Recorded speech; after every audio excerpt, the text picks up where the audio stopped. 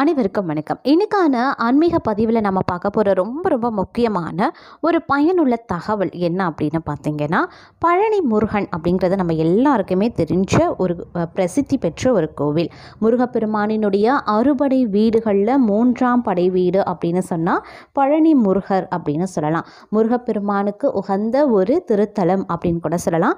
இந்த திருத்தலத்தில் பார்த்தோம் அப்படின்னா பல்வேறு மகிமைகளும் சிறப்புகளும் அதிசயங்களும் நிகழ்ந்த வண்ணம் இருந்துட்டுருக்கு அப்படின்னு சொல்லலாங்க. அது மட்டும் கிடையாதுங்க, பழனி முருகன் கோவிலில் ஆண்டிகோலத்தில் தரிசனம் செய்கிறது அப்படிங்கிறது சரியா தவறா அப்படிங்கிற ஒரு கேள்வி பலருடைய மனதில் எழுந்திருக்கும் அப்படின்னு சொல்லலாம்.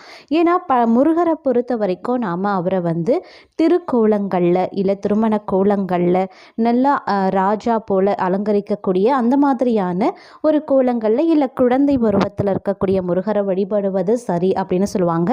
ஒரு சிலர் ஆண்டிகோலத்தில் இருக்கக்கூடிய முருகப்பெருமானை வழிபடுவது கூடாது அப்படின்னும் ஒரு சிலர் சொல்வதுண்டு. அதை நாம் பல நேரங்களில் கேள்விப்பட்டிருப்போம்.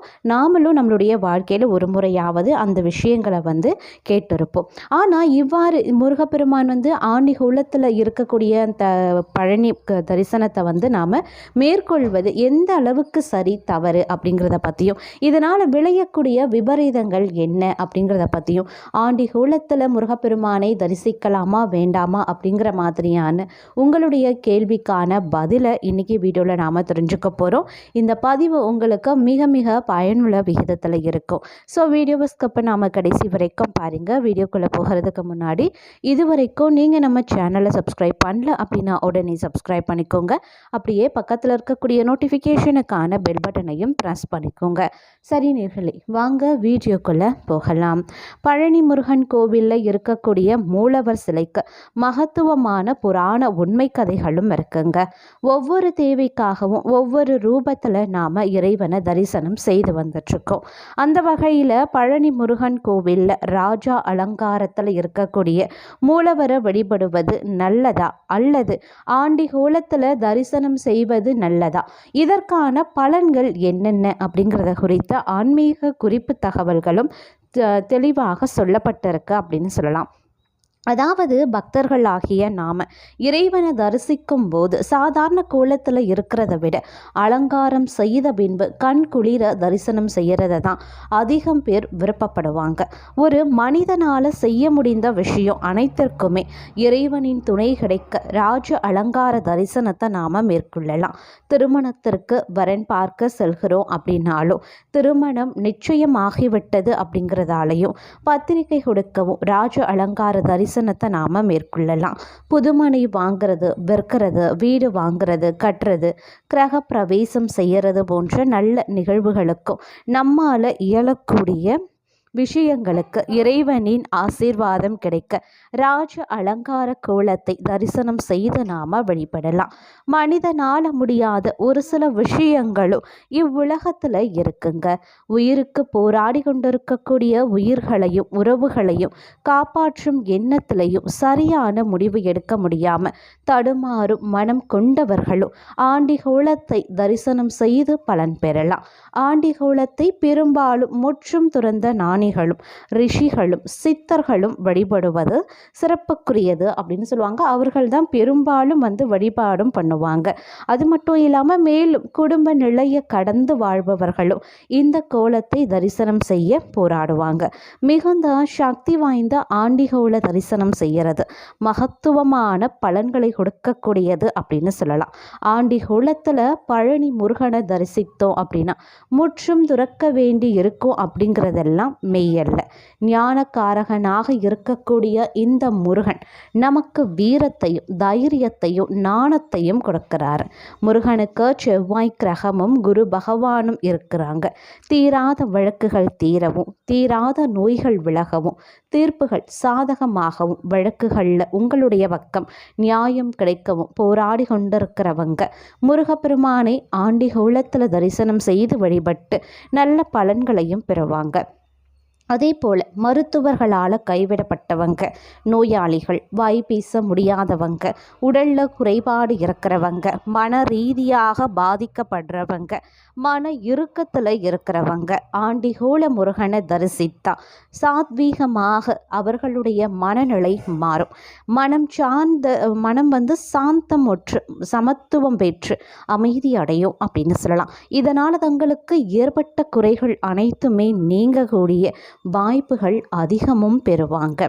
இதனால தான் ராஜ அலங்காரத்தை காட்டிலும் ஆண்டி ஹோளம் அப்படிங்கிறது மிகுந்த விசேஷமான பலன்களை கொடுக்கக்கூடியது அப்படின்னு சொல்லுவாங்க.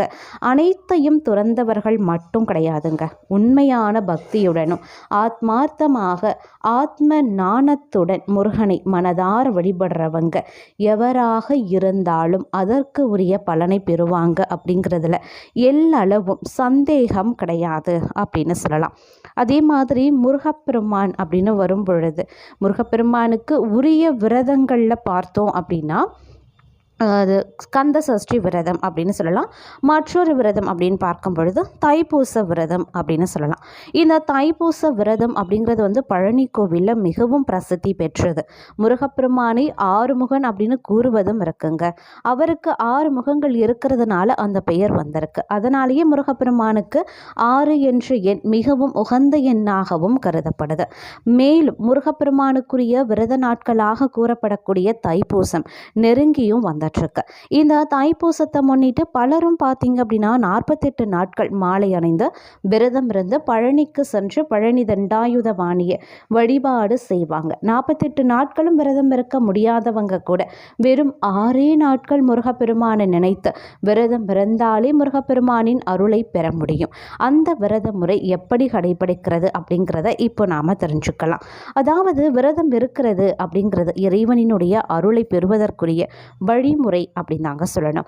மேலும் இதன் மூலமாக நம்முடைய உடலும் ஆரோக்கியமாக திகழும் அப்படின்னு அறிவியல் ரீதியாகவும் சொல்லப்படுது. நாம் நம்மளுடைய பார்த்தோம் அப்படின்னா ஒவ்வொருவருக்கும் பார்க்கும்போது ஏதாவது ஒரு வேண்டுதல் இருக்கும், ஆசைகள் இருக்கும், கனவுகள் இருக்கும். இப்படி நிறைய விஷயங்களில் எதிர்பார்ப்புகளும் இருக்கக்கூடிய பட்சத்தில் இறைவனை நினைத்து விரதம் இருந்து வழிபாடு செய்வோம். அப்படி முருகப்பெருமானை நினைச்சு விரதம் இருந்து வழிபாடு செய்வதற்கு உகந்த ஒரு நாளாகத்தான் தைப்பூசம் திகழ்கிறது. தை மாதத்தில் வரக்கூடிய பௌர்ணமி திதியும் பூச நட்சத்திரமும் சேர்ந்து வரக்கூடிய நாளைத்தான் நாம் தைப்பூசம் அப்படின்னு சொல்கிறோம். இந்த வருடம் தைப்பூசம் அப்படிங்கிறது பிப்ரவரி மாதம் 11ஆம் தேதி வந்துட்டுருக்கு.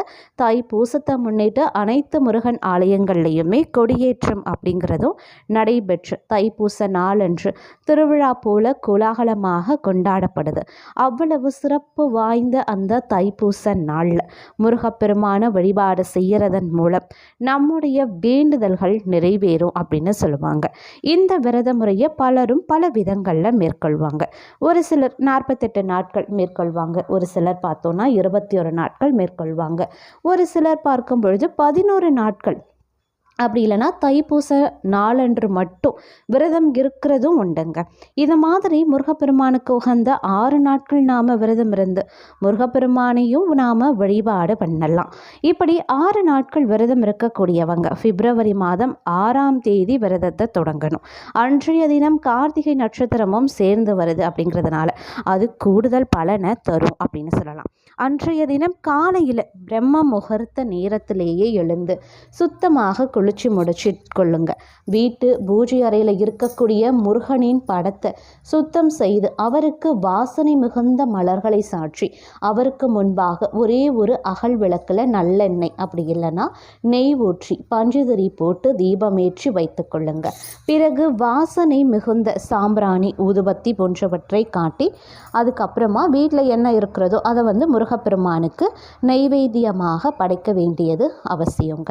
இவ்வாறு நாம் செய்யலாம். அது மட்டும் இல்லாமல் விரதம் இருக்கக்கூடிய நாட்களில் பார்க்கும் பொழுது பால், பழம், பேரிச்சம்பழம், கற்கண்டு, ஏலக்காய் இப்படி எது இருக்கிறதோ அதை வைத்து முருகப்பெருமானின் மந்திரமான சரவண பவ அப்படிங்கிற மந்திரத்தை 108 முறை பிரயாணம் செய்யலாம். இதுபோல் மாலை நேரத்திலையும் தீபமேற்றி வைத்து இந்த மந்திரத்தை 108 முறை பிரயாணம் செய்யணும். இந்த 6 நாட்களும் உடல் நலம் சீராக இருக்கிறவங்க ஒருவேளை மட்டும் உணவை எடுத்துக்கொண்டு மீத நேரத்தில் விரதத்தை இருக்கலாம். சற்று உடல் நலத்தில் பாதிப்பு இருக்கிறது அப்படின்னு நினைக்கிறவங்க ஒரு முறை மட்டும் சாப்பிடாம மீதம் இருக்கக்கூடிய 2 வேளைகளும் எளிமையான உணவுகளை சாப்பிட்டு விட்டு விரதத்தையும் நாம் மேற்கொள்ளலாம். இந்த விரத நாட்களில் முருகப்பெருமானின் மந்திரத்தை உச்சரித்து கொண்டே இருக்கணும். யாரிடமும் கோபப்படக்கூடாது. எந்தவித கெட்ட வார்த்தைகளையும் உபயோகப்படுத்தக்கூடாது. பகலில் உறங்கக்கூடாது. அசைவம், மது, புகை அப்படின்னு எதுவுமே சாப்பிடக்கூடாது. தொலைக்காட்சியை பார்க்கிறத தவிர்த்து கொள்வது நல்லது. கேளிக்கை விஷயங்களில் மனதை ஈடுபடுத்தாமல் ஆன்மீக ரீதியான விஷயங்களில் மனதை ஈடுபடுத்தி முருகப்பெருமானை தொடர்ச்சியாக நினைக்கணும். தைப்பூச நாள் வரைக்கும் இந்த முறையில் விரதம் இருந்து முருகப்பெருமானிடம் வேண்டுதல் வைத்து வழிபாடு செய்கிறதன் மூலமாக விரைவிலேயே நம்மளுடைய ஆசைகள், கனவுகள் முருகப்பெருமானினுடைய அந்த வேண்டுதலை அவர் நிறைவேற்றுவார் அப்படின்னு சொல்லலாம்.